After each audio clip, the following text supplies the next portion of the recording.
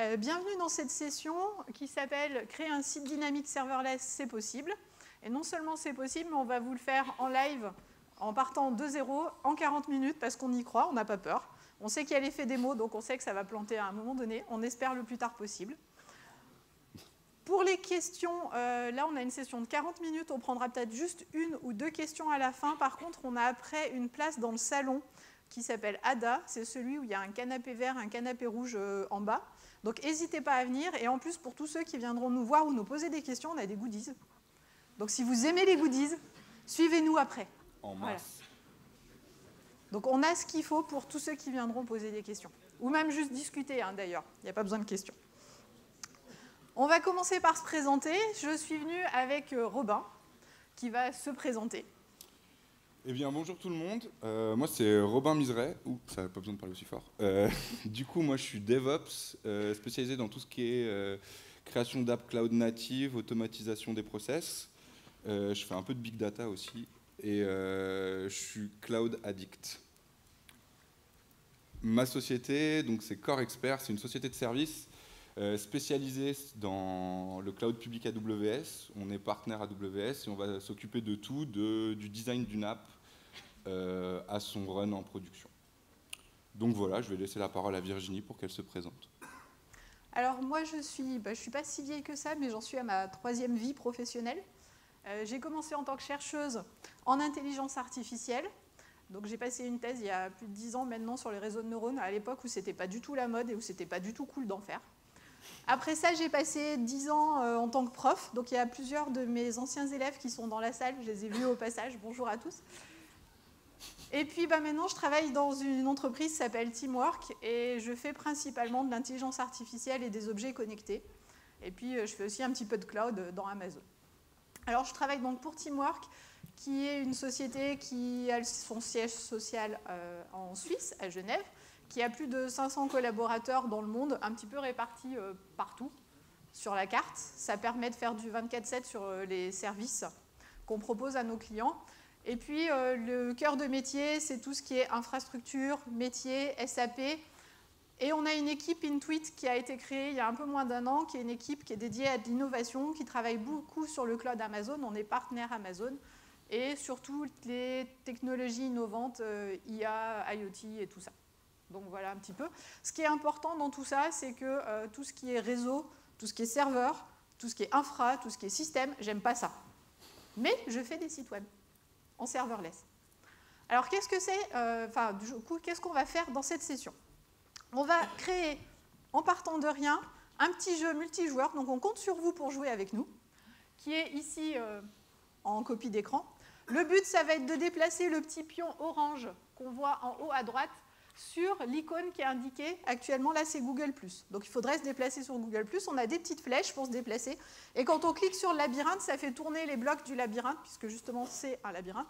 Donc, vous pouvez soit être sympa avec les autres et les aider en mettant les chemins comme il faut, soit les bloquer, parce qu'il y a une grille pour tout le monde et un pion pour tout le monde. Donc, on va tous jouer avec le même plateau en même temps. Et actuellement, il n'y a rien.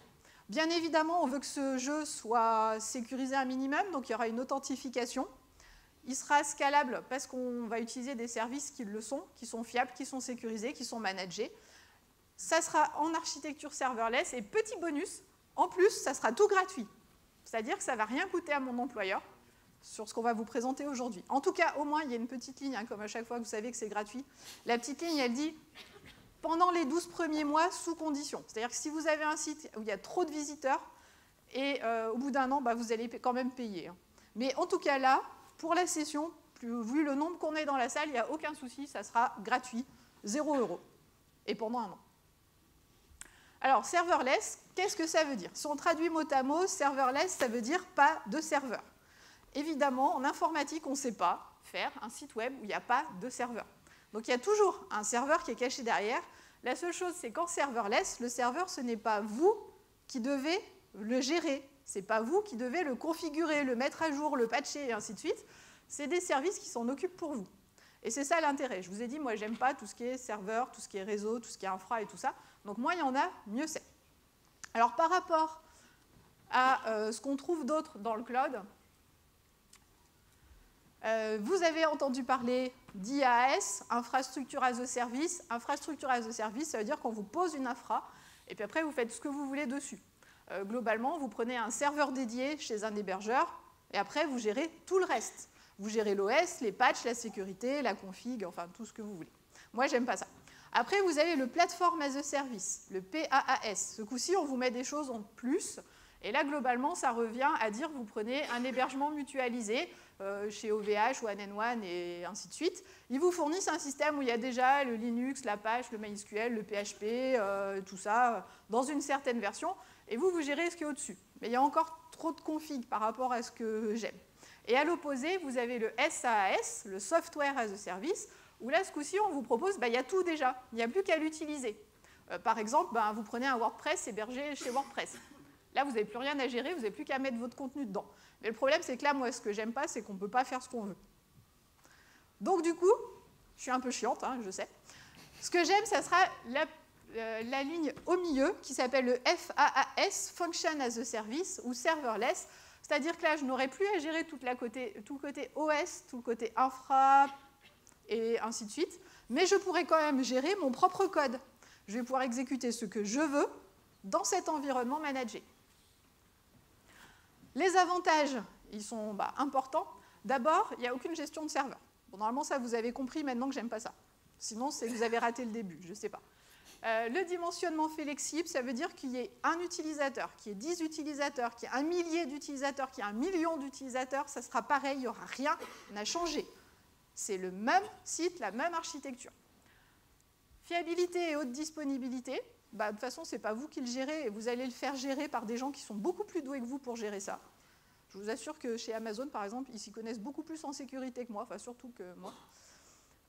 Et vous n'allez payer que ce que vous utilisez. Le jour où il y a 0 visiteur sur votre site, ça vous coûte 0. Le jour où il y a 1 milliard de visiteurs sur votre site, ça va vous coûter beaucoup plus cher. Mais c'est en fonction du nombre d'utilisateurs, ce n'est pas quelque chose que vous payez quoi qu'il arrive, qu'il y ait ou pas des visiteurs. Alors que si vous prenez 3 serveurs virtuels quelque part, vous allez payer vos 3 serveurs virtuels, qu'ils soient utilisés ou pas. L'architecture qu'on va utiliser, c'est une architecture qui est tout à fait classique pour un site web. On a un front-end qui est en HTML, CSS, JavaScript. On n'est pas allé chercher très loin. On a un back-end où on aura du code et une base de données dans laquelle on va aller taper pour récupérer les infos, entre autres la position du pion, l'objectif, la grille, ce genre de choses. Au milieu, parce qu'on fait les choses un peu bien, on va découper ça avec une API qui va faire la liaison entre le front-end et le back-end. Et autour de ça, on a une couche de sécurité, d'authentification qui va permettre de s'assurer que n'importe qui ne peut pas faire n'importe quoi sur notre système. On va utiliser le cloud Amazon. Donc quand on passe au cloud Amazon, on garde exactement la même architecture. J'ai juste rempli chacun des carrés avec le service qui correspond. Donc pour le front-end, ça s'appellera S3 et ainsi de suite. On verra au fur et à mesure de ces services ce qu'ils veulent dire, ce qu'ils font, à quoi ils servent et comment on va s'en servir nous. Alors on n'ira pas très très loin dans chacun des services parce que sinon on pourrait y passer la journée et on n'a que 40 minutes. On va commencer par le front-end. Donc le front-end, ça sera Amazon S3 qui va être notre service où on va faire le site en HTML, CSS, JavaScript. Alors, comment fonctionne S3 ? S3, il faut voir ça comme une zone de stockage de fichiers. À la base, ce n'est pas fait pour faire des sites web. Il y a une option pour faire des sites web avec, mais c'est fait juste pour gérer vos fichiers. C'est géré dans ce qu'on appelle des seaux, des buckets en anglais. Là, vous avez un petit bucket vide blanc, et bleu, ça veut dire qu'il y a quelque chose dedans. Il n'y a pas de notion de plein, parce qu'un bucket n'est jamais plein. Vous pouvez mettre autant de données que vous voulez dedans, il n'y a pas de limite. Mais quand je dis il n'y a pas de limite, il n'y a vraiment pas de limite. Il y a une limite sur le fichier. Chaque fichier doit faire moins de 5 téraoctets. Alors, si vous me faites des sites web avec des fichiers de 5 téraoctets, moi, je m'inquiète. Normalement, ça ne craint rien. Pour un site web, vous êtes large. C'est fiable. Fiable pourquoi ? Amazon travaille avec des régions. Les régions, il y en a une petite vingtaine dans le monde. Dans chaque région, il y a plusieurs zones. Dans chaque zone, il y a plusieurs data centers. Et vos données, quand vous les mettez dans S3, vous choisissez dans quelle région vous les mettez. Par exemple, vous les mettez en Irlande. Vos données, vous êtes sûr qu'elles resteront en Irlande. Par contre, Amazon va les dupliquer sur les différents data centers. Donc, s'il y a un data center qui tombe, parce qu'il y a une coupure de courant, parce qu'il y a quelqu'un qui fait des travaux, qui coupe la fibre optique, parce qu'il y a un attentat ou pour je ne sais trop quelle raison, ne vous inquiétez pas, vos données, elles sont toujours là dans les autres data centers. C'est sécurisé, vous allez gérer exactement qui a accès à quoi. Et vous pouvez même utiliser du versionning si vous ne voulez pas vous-même gérer des versions de vos fichiers. Vous demandez à Amazon de le faire et vous pouvez retrouver d'anciennes versions de fichiers. Parmi ceux qui les utilisent, on trouve des petits noms du web, hein, je ne suis pas sûre que vous les connaissiez. Netflix. Alors, il faut savoir que Netflix gère toutes leurs vidéos sur S3. Donc, si Netflix arrive à gérer toutes ses vidéos sur S3 et que ça répond dans les temps que vous connaissez, je pense que pour nos sites web, en tout cas pour notre petit jeu, on ne devrait pas avoir de soucis. Airbnb, qui gère lui aussi toutes les photos des utilisateurs de leur site. Et Pinterest, alors Pinterest, ils ont plus de 140 pétaoctets de données sur S3 actuellement, et ils en rajoutent 80 téraoctets tous les jours. Voilà, donc je pense que vous n'en utiliserez pas autant que. C'est un des records un peu dans S3. On vous le souhaite d'en utiliser autant.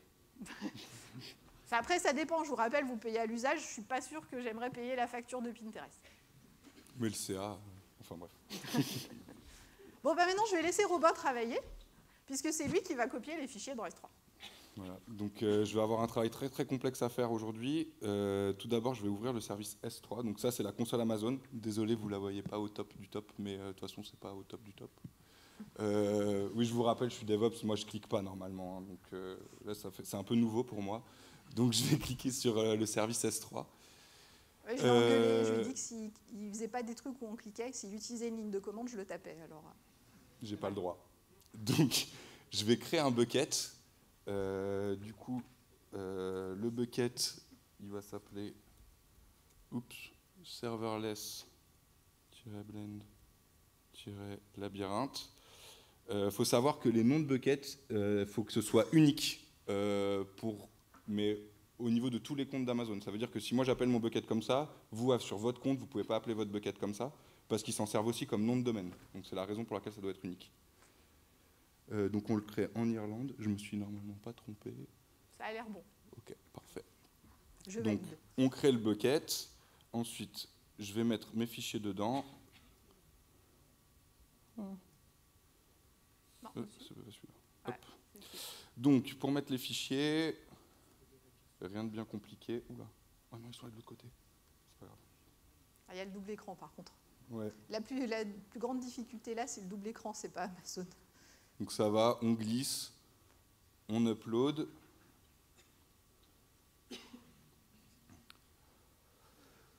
Ensuite, par défaut, il faut savoir que sur S3, rien n'est public, donc rien n'est accessible. Donc c'est pour ça, nous, c'est un site web qu'on est en train de mettre, donc forcément, on veut que tout soit accessible. Donc ce qu'on va faire, c'est qu'on va mettre tous les fichiers en public pour que n'importe qui a l'URL puisse les utiliser. Ce serait plus pratique si je veux que vous jouiez avec nous, en fait. Et ensuite, ce qu'on va faire, c'est qu'on va dire à Amazon S3 que notre bucket, on veut l'utiliser en tant que static website. Donc, notre base, c'est bien index.html. Alors, vous pouvez préciser le fichier d'erreur 404. Nous, on ne le fait pas parce qu'on a la flemme. Et puis parce qu'on ne tombera jamais sur des URL qui n'existent pas. Exactement. Parce qu'on n'en fera pas. N'est-ce pas? Et du coup, c'est tout ce que j'avais à faire. Je vais vérifier que ça marche. C'est lc. Ben voilà, hop. Et donc, voilà, j'ai un front statique qui fonctionne. Bon, alors, évidemment, les autres features ne fonctionnent pas, mais pour l'instant, mon site est en ligne. Et du coup, vous pouvez y aller. Je pense que la prochaine slide, voilà. On vous a fait un petit QR code pour que vous puissiez aller voir le site. Alors tout à l'heure, il va falloir que vous vous inscriviez en plus et tout ça, donc je vous conseille de récupérer soit le QR code, soit la short URL. Faites-nous plaisir, plus on est et trop, voilà, plus on rit. Plus on est nombreux en même temps et plus on verra si effectivement ça marche bien. Si ça marche. Et du coup, je vais laisser la parole à Virginie pour qu'elle continue sur l'authentification. Donc, actuellement, on a le front-end S3 qui est en place, qui fonctionne. On a vu que ça marchait, vous êtes en train de vous connecter sur le site. Alors, vous ne pouvez pas faire register tout de suite, mais au moins, vous avez déjà la page d'accueil qui s'affiche. On va maintenant utiliser la partie sécurité authentification, et pour ça, on va utiliser le service qui s'appelle Cognito. Alors, Cognito, à la base, il a été fait pour les applications mobiles, et il a été étendu au site web. Comment il fonctionne ? Vous avez des utilisateurs qui viennent soit de fédérations d'identité du genre Facebook, Twitter, Google+, Amazon. Donc vous pouvez récupérer ces comptes-là et les utiliser dans votre appli. Soit vous pouvez faire votre propre user pool, c'est-à-dire vos propres utilisateurs qui se connectent chez vous avec leur nom d'utilisateur, leur mot de passe. Soit vous connectez à des services en SAML, donc des annuaires d'entreprise. Et à partir de ça, Cognito va gérer le sign-in, le register, le logout, il va gérer aussi les vérifications, il va envoyer les codes de vérification par mail. Enfin, tout ça, c'est lui qui le gère. Les mots de passe perdus. Et vous allez pouvoir accéder aux différentes ressources Amazon, à vos applications, aux différents services et autoriser les différents services. Et puis, vous pouvez même faire de la synchronisation de données. Alors nous, on ne va pas l'utiliser, mais on peut faire un jeu qu'on commence sur un téléphone, qu'on termine sur une tablette, et quand on se reconnecte sur la tablette, ça télécharge là où on en était sur le téléphone, et ainsi de suite. Donc tout ça, c'est géré dans Cognito. Donc maintenant, je te laisse faire. Ça marche plus. Voilà. Alors, du coup, je vais créer le Cognito. Alors, pour créer le Cognito, cette fois-ci, on va dans le service Cognito. Vous l'aviez deviné. Hop. Du coup, ce qu'on va créer, ce qu'on appelle, c'est un user pool. Hop, bon, alors Amazon, ils sont bons pour plein de choses, mais alors pour les interfaces, c'est vraiment pas leur truc. Donc, faut pas leur en vouloir. Donc, hop, donc nous on crée un Cognito. On va faire par défaut, on n'a rien besoin de faire d'autre. On va créer une app client aussi. Hop. En fait, il vous faut à la fois le user pool, c'est là où sont vos utilisateurs, et les app clients, c'est les applications qui utilisent ce pool d'utilisateurs. Donc vous pouvez faire plusieurs applications qui utilisent le même pool d'utilisateurs s'il y a besoin. Ensuite, par défaut, la politique de password, elle est un peu relou. Donc ce qu'on va faire, c'est qu'on va mettre quelque chose d'un beaucoup plus simple pour la démo. Donc nous, on veut 6 caractères et puis on veut rien requis. Donc c'est ce que vous voulez.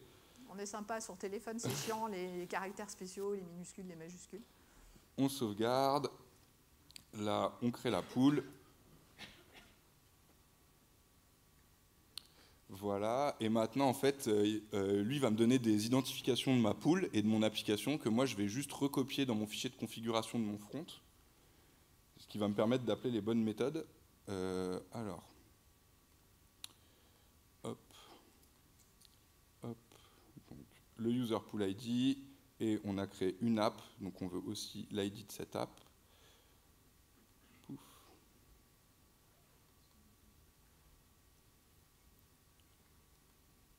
Hop là. On sauvegarde le fichier. On réupload tout.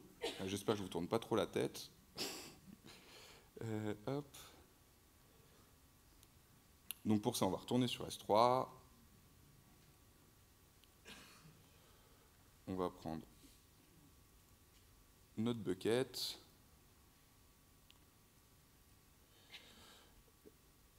On va recopier tous les fichiers. Hop.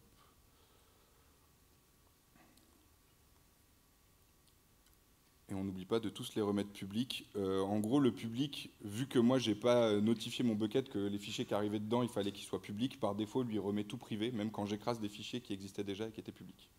Donc, je remets public. Hop. Là, on va tout de suite tester si ça marche. On va juste attendre qu'il ait fini. Voilà. On va tester si ça marche. Je recharge mon site. Je vais sur mon register. Donc vous pouvez aussi, en parallèle, aller sur Register. Donc alors attention à l'adresse mail que vous indiquez.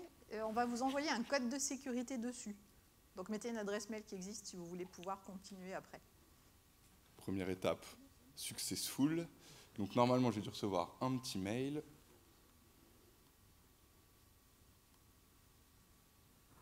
Là, hop, avec un code que je vais juste recopier dans mon site, dans le code de vérification. On valide. Et là, normalement, à partir du maintenant, je peux me sign in sur le site et je vous invite à en faire tous de même. Et voilà. Ça marche. Donc on a un front Et vous avez vu qu'en 5 minutes, on a rajouté l'authentification. Derrière, je n'ai pas codé, moi, de JavaScript spécialement. J'ai simplement utilisé le fichier JavaScript qui est fourni par Amazon qui permet de faire le lien entre un front et les appels qu'il faut derrière. Voilà. Donc vous pouvez télécharger le fichier à rajouter dans vos JS qui permet de faire ça en pas longtemps, quoi. Il nous a fallu 5 minutes. Bon, s'il y en a des retardataires un tout petit peu de temps pour l'adresse qui veulent récupérer si vous voulez. Le QR code. Du coup, je vais laisser Virginie passer à la suite. Bon, maintenant, il nous reste quand même une chose importante à faire, c'est qu'il reste, on a fait la partie visible, il reste tout le reste à faire. Donc, on va faire le back-end. Alors, le back-end, là, on a rajouté 3 cases d'un coup. La base de données, c'est DynamoDB, qui est une base de données NoSQL managée sur Amazon. Le code, ça sera AWS Lambda, c'est vraiment du code. Vous mettez vos fonctions, c'est la fonction as a service, vous mettez juste des fonctions et ils se débrouillent pour les exécuter. Et on a rajouté aussi IAM, qui est la sécurité qui va gérer qui a le droit de faire quoi sur quel service, tout simplement parce qu'on ne veut pas que notre base de données, tout le monde puisse aller taper dedans directement. Donc on va dire quel service a le droit d'accéder et de faire quoi sur la base de données. Voilà. Alors, pour reprendre chaque service, pour le service lambda, DynamoDB, c'est une base de données NoSQL. Donc la grosse différence avec les bases de données SQL pour aller très vite et simplifier, c'est qu'il n'y a pas de schéma préétabli des tables. Vous mettez un peu ce que vous voulez tant qu'il y a un identifiant unique qui permet de repérer l'item. C'est un service qui est purement managé, donc moi ça me va très bien. C'est scalable, vous pouvez avoir jusqu'à je ne sais plus combien d'utilisateurs, enfin c'est vous qui choisissez jusqu'à combien d'utilisateurs en même temps vous pourriez monter, mais il n'y a pas de limite intrinsèque, ce n'est pas 256 connexions simultanées. C'est performant, ça vous assure une réponse, alors je te laisse le temps de réponse sur la requête avec Alors le temps de réponse pour récupérer une clé, puisqu'on est dans une NoSQL, donc on récupère des clés en direct, un peu comme un Redis si vous connaissez. Du coup, Amazon certifie qu'en moins de 10 millisecondes, on récupère notre clé. Donc je ne compte évidemment pas la requête HTTP. Bon, c'est pas mal, 10 millisecondes. Mais 10 millisecondes, on commence à être pas mal. Quel que soit le nombre de lignes dans votre table. Hein. Ah oui, par contre. Vous en ayez 1 million ou 10. C'est pareil. C'est intégré à Lambda facilement, on le verra tout à l'heure. Et puis, vous avez une gestion fine des droits, on le verra aussi au niveau d'IAM et du code Lambda. On peut savoir exactement qui fait quoi, sur quelle table, avec quel droit, et ainsi de suite. Ensuite, pour IAM, justement, c'est ce qui gère la sécurité dans Amazon au sens large. Vous avez une gestion qui est très granulaire des droits, c'est-à-dire que vraiment, pour chaque truc, vous pouvez dire qui a le droit de faire quoi, avec quoi, quelle requête, et ainsi de suite. Vous pouvez avoir une authentification multifacteur, si vous voulez un peu plus de sécurité. Vous pouvez avoir des accès temporaires pour les applications, ce qui veut dire que, au bout d'un moment, les tokens périment, et si quelqu'un chope un token, il n'a pas accès à toute votre plateforme.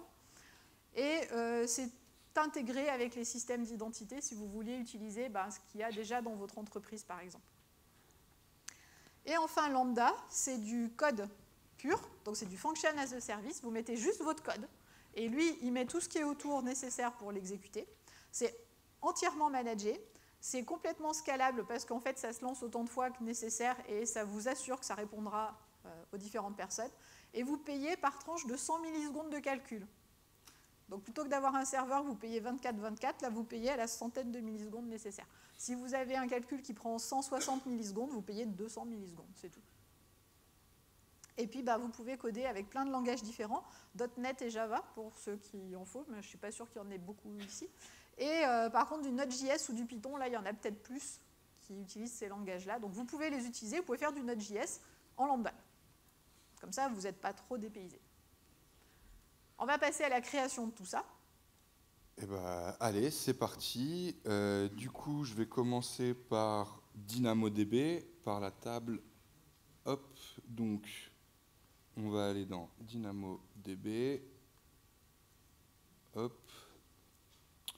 On va créer une table.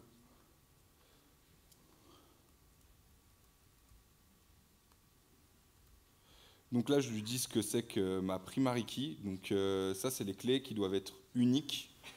Et quand je vous disais tout à l'heure quand on récupère un objet dans la table, c'est en moins de 10 millisecondes, c'est justement quand je connais la clé à l'avance. parce que forcément, il faut connaître les clés à l'avance. Du coup, après, je vais aller dans le provisioning. Donc, il faut savoir que du DynamoDB, c'est du provisioning. Ça veut dire qu'en gros, je vais lui dire, moi, je pense que mon trafic, il va faire environ tant de centaines de milliers d'appels par seconde, ou, etc.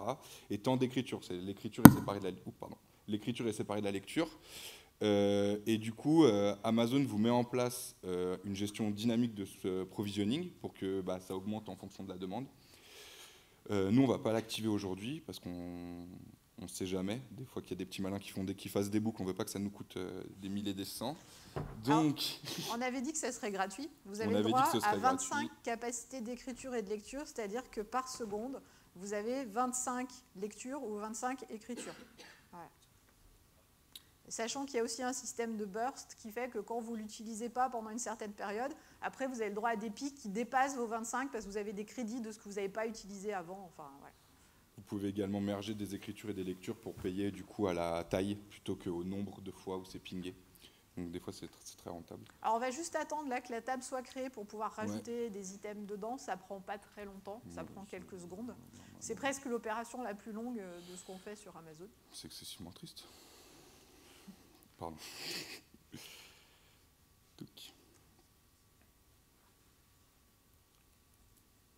Bon, hop, sinon, je vais passer au roulage. Ah, bah voilà. C'est fait. Il suffisait d'en parler. Du coup, alors attendez, parce que je vois rien. Ah oui, c'est d'accord, c'est ça. Ok. Voilà. Donc, ce qu'on va faire, c'est qu'on va rajouter un item qui en fait correspond à la grille du labyrinthe. À la grille initiale, en fait. Puisque dedans, on va stocker la position du pion, on va stocker l'objectif, quelle est l'icône qu'il faut atteindre, et quelle est la position de la grille, c'est-à-dire pour chaque bloc, dans quel sens il est. Et bien évidemment, il faut lui donner une position initiale. Donc, et du coup, Dynamo, ça parle en JSON, donc ça, c'est assez pratique quand on fait du web, et c'est typé, pour ceux qui aiment bien ça. Bon, notre table, elle est prête. Donc maintenant, on va gérer les droits. On va aller dans IAM. On va créer un rôle pour notre lambda pour qu'en fait elle ait le droit de deux choses. Il faut qu'elle ait le droit d'écrire dans les logs, et il faut qu'elle ait le droit d'écrire dans Dynamo et de lire DynamoDB. Donc on dit que c'est un rôle pour lambda. Voilà.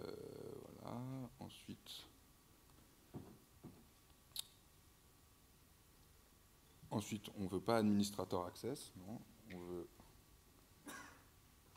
basic lambda execution policy. Donc en fait, IAM, vous avez des rôles et vous lui attachez des policies, et les policies vous autorisent de faire des choses. Donc là, cette policy, c'est juste pour pouvoir écrire dans les logs. Comme ça, on va avoir des traces de tout ce qui se passe. C'est quand même bien d'autoriser les logs. C'est un minimum, on va dire. C'est assez pratique. Et en plus, on va y rajouter du coup deux choses. On va y rajouter, comme il vous a expliqué Robin, le droit de lire la table DynamoDB qu'on a créée, et uniquement cette table-là. Et le droit d'écrire dans cette table-là, puisque quand vous allez jouer, le but c'est qu'à chaque fois que vous actionnez quelque chose, ça doit modifier l'état de la grille.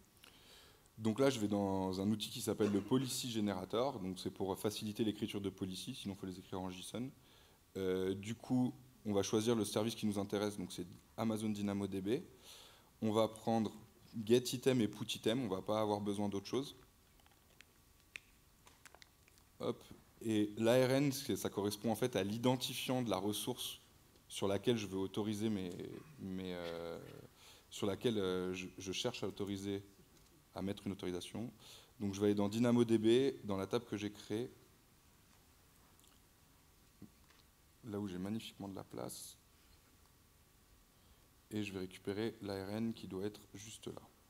Alors les ARN sont toujours construits de la même façon, ça indique le service, ça indique la région, ça indique le compte, et puis après il y a le nom de la table, sauf que comme c'est un petit peu galère de s'en rappeler, autant copier-coller, ça évitera aussi des erreurs.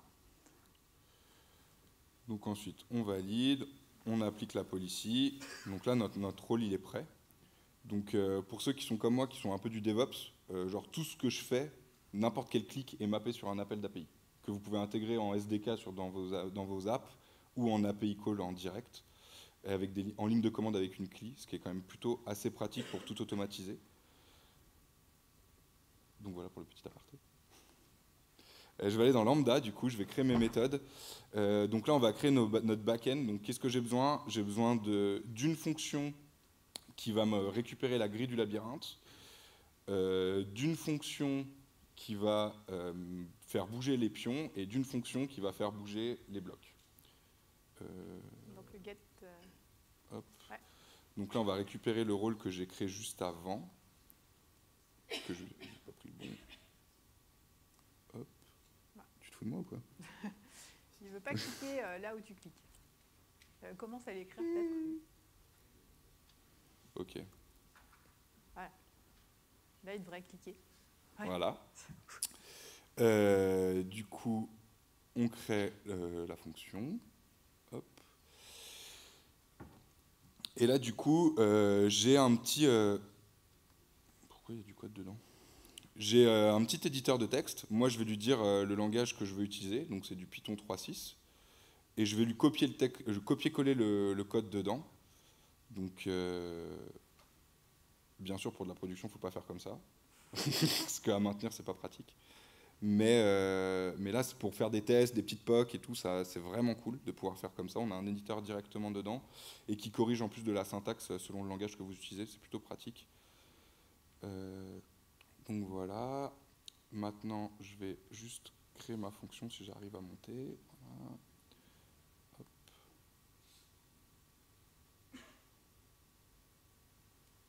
Donc là, ma fonction est créée et elle fonctionne. Donc je vais la lancer plusieurs fois, je vais vous montrer un peu le monitoring après, quand j'aurai fini de créer toutes les Alors fonctions. du coup, comme il y a 3 fonctions à créer, on va le laisser travailler. En plus, comme ça, on va éviter de le déranger, ça évitera qu'il fasse des boulettes. Donc lambda, comme je vous avais expliqué, vous payez à la centaine de millisecondes à chaque fois que vous faites un appel, et ça va exécuter votre code, ça va créer tout l'environnement qui est autour, qui est nécessaire pour exécuter ce code-là. Ce qui veut dire qu'en fait, la première fois que vous lancez une lambda, il y a un petit temps de chauffe, un petit warm-up time au début. La première lambda est un peu plus lente sur du Python, c'est environ 300 millisecondes de plus sur la première exécution. Et après, les exécutions suivantes sont plus rapides parce qu'il n'y a plus besoin de mettre en place tout l'environnement nécessaire. Donc voilà. Donc 300 millisecondes, c'est pas beaucoup en termes de prix. Si vous aviez besoin de payer, c'est quasiment que dalle. Ça se compte même pas en centimes, hein. C'est des millionièmes de centimes ou quelque chose comme ça. Donc c'est pas énorme, mais voilà, il faut prendre en compte ça. Et plus votre lambda elle va être appelée, plus ça sera rapide, en tout cas moins il y aura ce warm-up time. Si vous arrêtez d'appeler la lambda pendant une journée, quand la personne va revenir une journée plus tard, il y aura de nouveau un warm-up time parce qu'elle sera tombée dans l'oubli en attendant, quoi. À chaque fois, on a aussi toujours mis, vous avez vu des fois sur certains endroits de l'interface apparaître EU West 1. Ce n'est pas un petit nom de code, c'est juste pour dire qu'on est en Irlande, parce qu'en fait, tous nos services sont situés là en Irlande. Toutes nos données, que ce soit la lambda, que ce soit la dynamo, que ce soit S3, ça reste tout sur cette région d'Irlande, et les services peuvent communiquer à l'intérieur d'une même région. Donc il faut que vous mettiez tout sur le même endroit.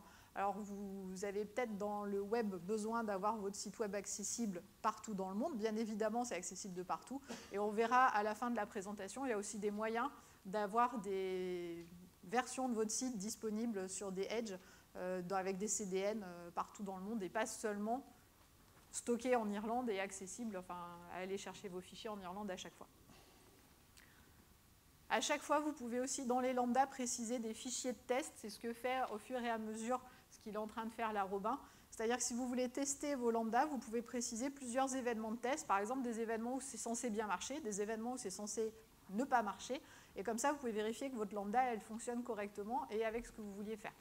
Alors, comme il vous disait, on ne code pas normalement dans l'interface, mais vous pouvez le faire. Si vous souhaitez tester, vous pouvez directement coder votre code là-dedans et le laisser dans lambda. Mais c'est quand même plus propre de le faire à l'extérieur. On verra aussi à la fin qu'il y a des frameworks qui vous permettent de tout coder en local sur votre ordinateur et en un clic de tout transférer sur Amazon avec tous les bons services. Donc, je te laisse pour le log. Donc tout à l'heure, je vous ai dit qu'il y avait du monitoring. Donc en fait, quand on va dans une de nos fonctions, on peut facilement voir le nombre de fois où elle s'est invoquée. J'ai beaucoup cliqué. Ah non, c'est la... aussi, j'ai beaucoup cliqué. La durée moyenne. Donc vous avez la durée maximum en bleu, la durée moyenne en verte et la durée minimale en orange. S'il y a eu des erreurs ou des throttles. Et du coup, vous pouvez voir vos logs directement dans CloudWatch Logs. Donc c'est un service Amazon qui est directement intégré à Lambda. Et donc c'est ces autorisations-là que j'ai mises tout à l'heure. Donc voilà, c'est des logs. Dans le code Lambda, en fait, j'ai mis des prints de temps en temps. C'est ce qui ressort dans le log. En minimum, vous avez quand la fonction a été appelée, ce qu'elle a retourné et quand elle s'est terminée. Mais vous pouvez rajouter autant de prints que vous voulez au milieu pour savoir ce qui s'est passé, savoir ce qui a été appelé, savoir dans quel cas vous êtes passé. Et quand vous avez des bugs et que vous devez débugger, c'est vachement pratique de savoir où vous en êtes en fait. Parce qu'il n'y a pas de débugger dans Lambda. Donc ça, c'est l'inconvénient quand vous avez l'habitude de débugger du code. Mais avec les prints, vous arrivez à vous en sortir. Du coup, je vais passer à la dernière partie qui est la liaison par API. Le slide. Le slide, bien sûr, le slide, pardon. Donc là, il nous reste une petite partie à faire. C'est ce que Robin, il était tellement lancé qu'il Oui, j'étais trop chaud, pardon. Doucement, on a encore le temps, il nous reste Désolé. 3 minutes. Donc on va faire la liaison entre le front et le back via le service qui s'appelle API Gateway. API Gateway, c'est un service qui va vous permettre de faire des API REST en quelques clics. Alors comment fonctionne l'API Gateway? C'est un service qui est là encore payé à l'usage, qui est managé, qui est performant, monitoré, il n'y a pas de souci. Vous allez juste avoir à indiquer quelles sont vos ressources, c'est-à-dire les slash quelque chose, et quelles sont les méthodes que vous avez dessus, si c'est du get, du post, et ainsi de suite, et à dire qu'est-ce qu'on fait. Du genre, j'ai un get sur telle ressource, je l'envoie sur tel lambda. J'ai un post sur telle ressource, je l'envoie à tel autre endroit. Et vas-y. Du coup, l'API Gateway, oui, hop. Alors, du coup, je vais dans API Gateway, je crée une nouvelle API. Hop, je vous donne un petit nom. Bon, c'est pareil, à chaque fois, vous pouvez mettre des descriptions pour retrouver dans toutes vos lignes après à quoi ça correspond. Là, on n'en met pas. Donc, je vais créer directement les méthodes sur le slash. Donc, j'ai un get à laquelle je lui dis, du coup, je veux une lambda fonction. Là, je choisis la région donc, dans laquelle j'ai mis ma lambda. Donc, moi, c'est EU West 1. Et après, normalement, voilà, il me trouve mes petites fonctions. C'est celle-là. Je sauvegarde. Donc ça, c'est le get. J'ai aussi un post. Perdu. Hop. J'ai aussi un post. Donc le get sur le slash, c'est ce qui permet de récupérer l'état de la grille. Le post sur le slash, c'est ce qui permet de modifier l'état de la grille, c'est-à-dire de tourner un bloc. Et puis on va avoir une ressource spécifique pour le pion, où on va avoir un post qui permet de déplacer le pion, tout simplement.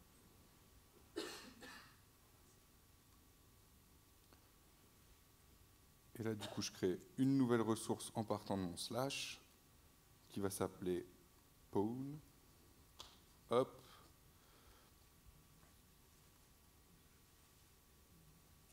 Je valide, je crée ma méthode post.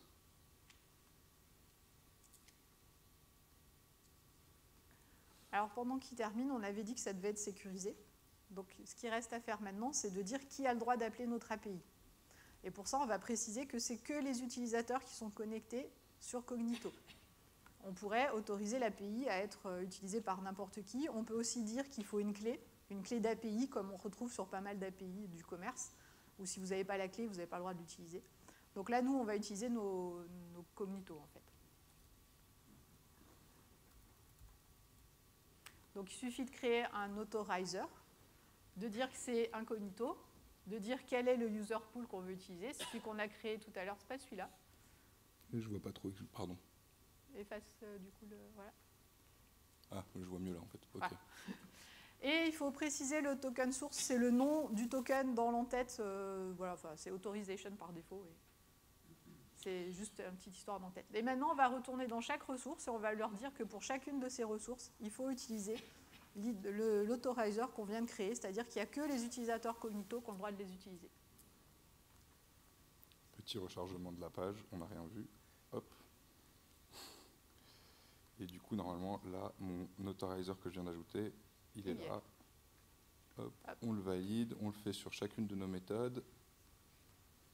Donc c'est pareil, hein, en ligne de commande, et quand vous êtes dans un framework, tout ça c'est fait en une ligne, et vous n'avez pas à aller chercher à chaque fois, pour chacun des API, le fait d'autoriser la personne à appeler votre API.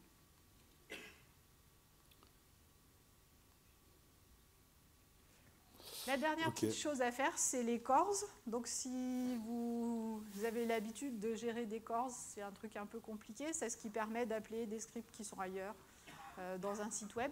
Ici, vous avez un bouton en fait, qui permet d'activer les cores sur toute l'API. Juste donc par ressource quand même, hein, parce que vous ne voulez pas forcément les activer sur toutes vos ressources. Donc là, il l'a fait déjà sur Pawn. Là maintenant, il appuie et ça va le faire sur le slash. On voit que les options ont été rajoutées en fait dans notre API.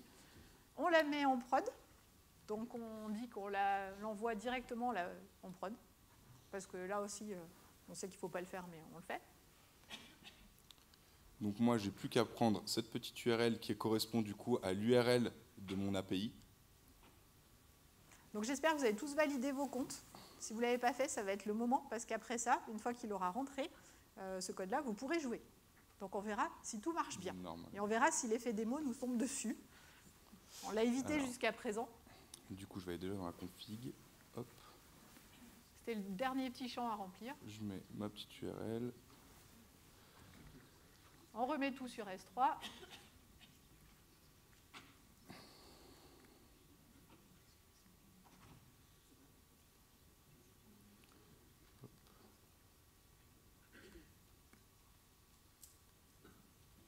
Alors là, au moment où il va copier, vous n'allez plus avoir accès au site, hein, parce que toujours comme tout à l'heure, ça remet tout privé.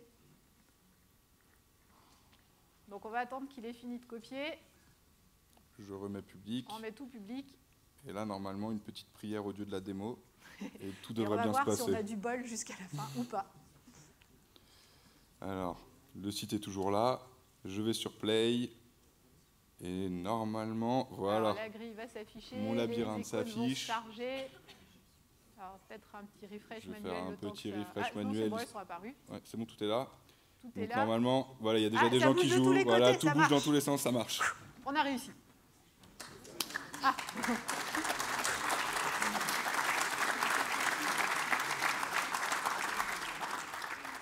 Oula, il y a des fois, vous allez trop vite pour que ça s'affiche. En fait, l'affichage se rafraîchit toutes les 500 millisecondes. C'est pour ça que des fois, on a l'impression que le pion saute. C'est parce que comme vous êtes plein à utiliser, il y en a qui bougent le pion pendant que d'autres bougent les murs. Mais vous inquiétez pas, c'est vérifié au niveau du lambda. Vous ne pouvez pas bouger le pion si quelqu'un d'autre l'a bougé. Enfin bref, il y a des choses qui sont surveillées. Donc après, il faut savoir que nous, on est des gens du bac.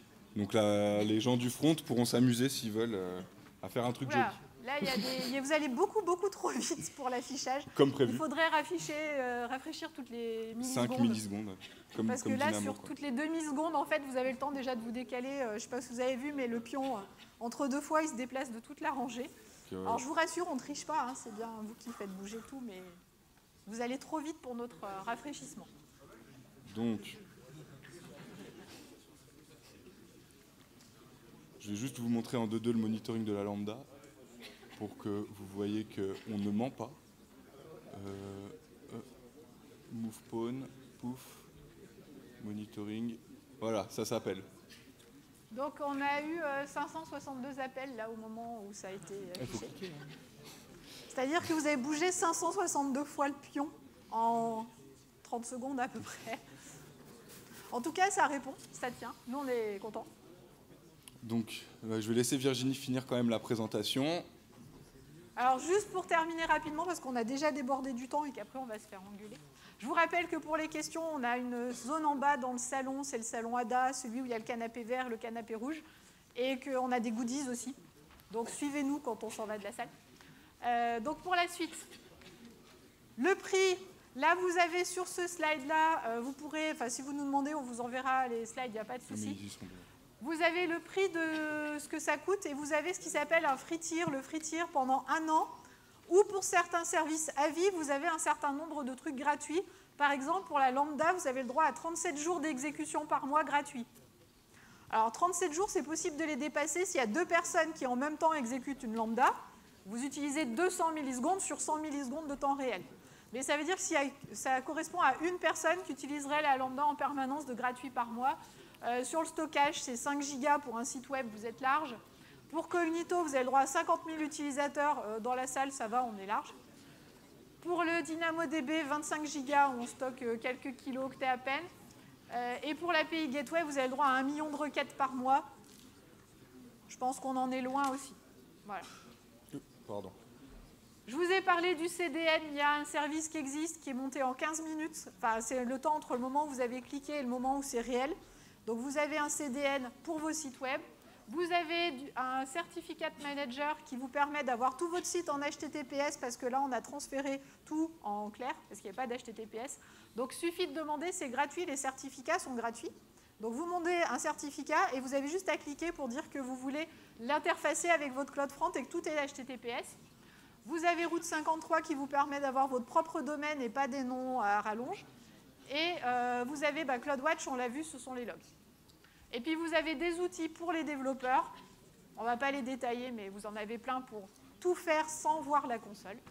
Et puis, on vous a aussi mis à la fin des petites ressources. Alors, hop, on va passer celui-là.